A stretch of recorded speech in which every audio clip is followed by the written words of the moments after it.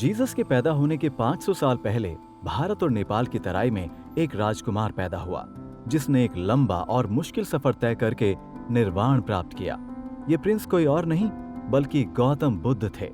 Researchers की माने तो प्रिंस सिद्धार्थ का जन्म एक हिंदू रॉयल फैमिली में किंग शुद्धोधन के यहाँ कपिलवस्तु में हुआ था, जो अब इंडिया में नहीं नेपाल में है। कुछ का कहना है कि उनका जन्म नेपाल में ही लुम्बिनी में हुआ था। इट्स कॉम्प्लिकेटेड, लेकिन सूरज कहीं से भी उगे, रोशनी तो चारों तरफ फैल ही जाती है। कहानियां बताती हैं कि बुद्ध के पैदा होने से पहले ही रानी महामाया को एक सपना आया, जिसमें एक सफेद हाथी ने आकर उन्हें एक कमल दिया और उनके 3 चक्कर काटने के बाद उनकी कोख में एंटर कर गया। इस ड्रीम का मतलब बताने के लिए राजा ने 64 ब्राह्मणों को बुलवाया, जिन्होंने प्रेडिक्शन किया कि क्वीन जल्द ही मां बनने वाली हैं और होने वाला बच्चा अगर घर में रहा तो पूरी दुनिया कॉन्कर करेगा, और अगर घर से बाहर निकला तो अपने आप को कॉन्कर करके एनलाइटेंड बनेगा। ट्रू इनफ, सपने के कुछ महीने बाद महामाया ने बुद्ध को जन्म दिया। कहते हैं कि 7 दिन बाद क्वीन की डेथ हो गई। किंग शुद्धोधन ने कभी प्रिंस को इस दुख को रियलाइज नहीं करने दिया। उन्होंने सिद्धार्थ को दुनिया की सारी खुशियां और प्यार दिया। वो चाहते थे कि सिद्धार्थ एक बड़ा किंग बने, ना कि स्पिरिचुअल गुरु। इसलिए उन्होंने उसे दुनिया की डिफिकल्ट रियलिटी से डिस्कनेक्ट कर दिया। ऑर्डर भिजवा दिए कि प्रिंस के सामने पब्लिक डिस्प्ले ऑफ ग्रीफ नहीं होना चाहिए। न प्रिंस को कोई दुख मिलना चाहिए और ना ही उसे कोई दुखी दिखना चाहिए। प्रिंस सिद्धार्थ अपने पैलेस ऑफ इल्यूजन्स में बाकी दुख दुनिया से दूर काफी खुश थे। His life was a bed of roses. इसी गुड लाइफ को बरकरार रखने के लिए किंग शुद्धोधन ने सिद्धार्थ की शादी एक ब्यूटीफुल प्रिंसेस यशोधरा से कर दी। Yashodhara and prince Siddhartha got along like a house on fire. सब ठीक चल रहा था। फिर एक दिन प्रिंस सिद्धार्थ ने अपनी एक विजिट के दौरान एक बूढ़े, एक बीमार और एक मरते हुए आदमी को देखा, जिसका उन पर जबरदस्त इम्पैक्ट पड़ा। उनके सारथी ने उन्हें समझाया कि यही जिंदगी का सत्य है, जो आया है उसे जाना है।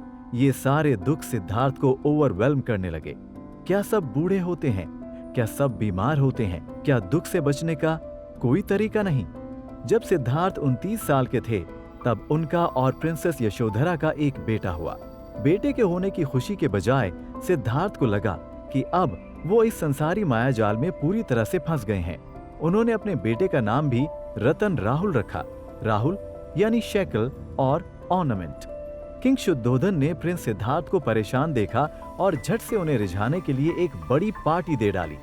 तरह तरह की डांसर्स और सिंगर्स परफॉर्म कर रही थीं, मगर प्रिंस सिद्धार्थ वॉजंट इंटरेस्टेड और महफिल के बीच में सो गए। सडनली जब प्रिंस की आंखें खुली तो उन्होंने जो देखा वो डिस्गस्टिंग था।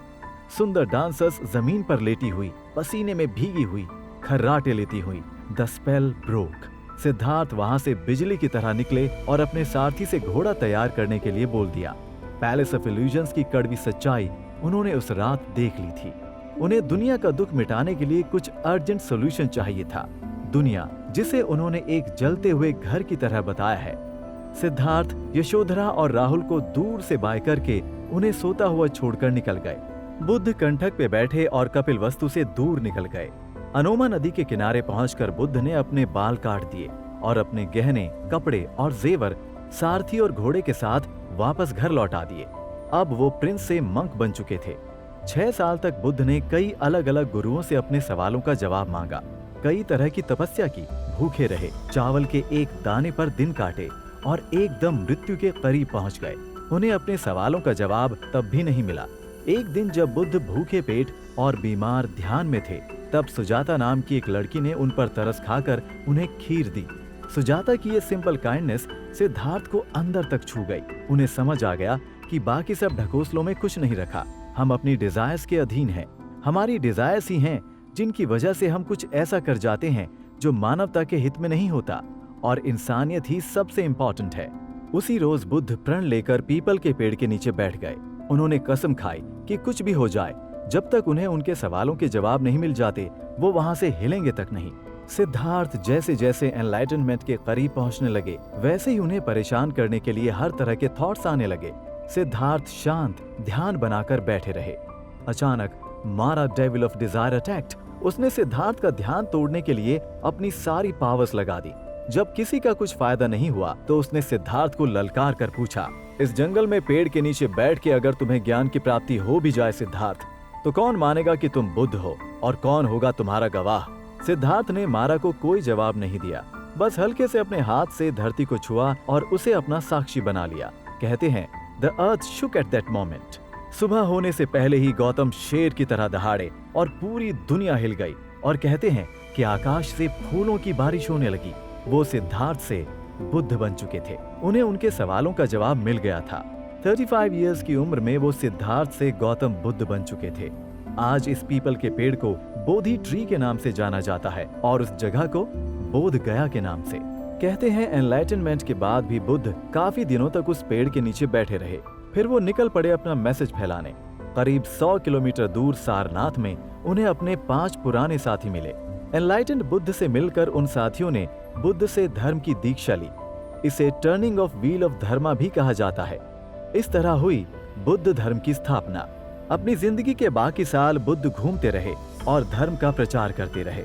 80 साल की उम्र में कुशीनगर में Buddha took his last breath. Buddha ने अपना लास्ट मील कुंदा नाम के एक लोहार के यहाँ किया। बुद्ध ने अपने जाने से पहले सबको बोला कि उनकी मौत का जिम्मेदार किसी को न माना जाए। कहते हैं एक बार जब बुद्ध मेडिटेट कर रहे थे तो एक ब्राह्मण ने आकर उनसे पूछा था कि वो कौन है। बुद्ध ने उससे कहा कि मैं उस कमल के बीज की तरह हूँ जो कीचड़ में पैदा होकर तब तक ऊपर बढ़ता रहता है जब तक मुक्त नहीं हो जाता। उसी तरह से मैं इस दुनिया से ऊपर निकल गया और मुक्त हो गया। ब्राह्मण ने फिर बुद्ध से पूछा, तो मैं आपको कैसे बुलाऊं? बुद्ध बोले, मुझे ऐसे याद करना जैसे किसी जागे हुए यानी बुद्ध को याद करते हो। Like, share, subscribe and click on the bell icon to never miss an update from Epic.